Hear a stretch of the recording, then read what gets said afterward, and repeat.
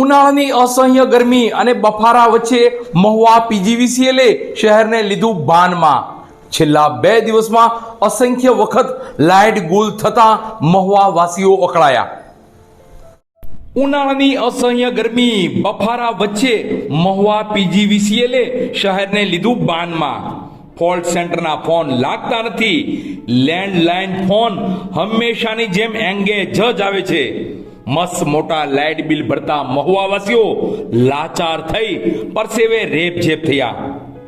ઉનાળાની ગરમી અને લાઇટ વગરની બપોર અને રાત્રિની જો વાત કરવામાં આવે તો મહુવા શહેરમાં છેલ્લા 2 દિવસમાં એટલે કે 48 કલાકમાં 20 વખત લાઇટ ગુલ થઈ છે.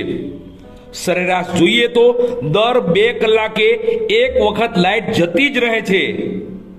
આવડી મોટી પીજીવીસીએલની કચેરી, અગણિત કર્મચારીઓ, આ કર્મચારીઓના મોટા મોટા પગારો, છતાં સૌરાષ્ટ્રના કાશ્મીરને અને મહુવા નગરજનોને લાઇટ વગર ગરમીમાં લાચાર કરી દીધા છે. છેલ્લા 2 દિવસમાં અસંખ્ય વખત લાઇટ ગુલ થઈ છે.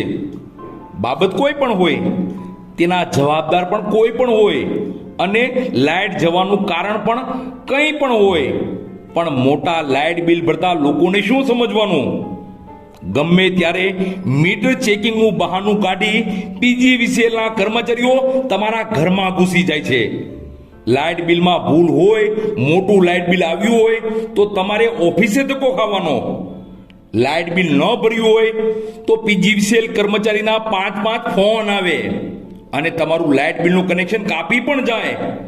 અને જો તમારા ઘરની લાઇટ જાય એટલે આ પીજીવીસીએલ કચેરીનો ફોલ્ટ સેન્ટરનો ફોન લાગે જ નહીં, વ્યસ્ત આવે. અને લેન્ડલાઇન નંબર તો હંમેશા લાગતો જ નથી. છેલ્લા 2 દિવસમાં અસહ્ય ગરમી વચ્ચે 20 વખત લાઇટ ગઈ, પણ પીજીવીસીએલની કચેરીના બાબુના ફોન લાગતા જ નથી. મહુવા વાસીઓ ઉનાળાની ગરમીમાં લાઇટ વગર ત્રસ્ત, તો સરકારી બાબુ મસ્ત મોટા પગાર સાથે મસ્ત. ફોલ્ટ સેન્ટરનો ફોન વ્યસ્ત, તો મહુવાના નગરજનો લાઇટ વગર પરસ્ત.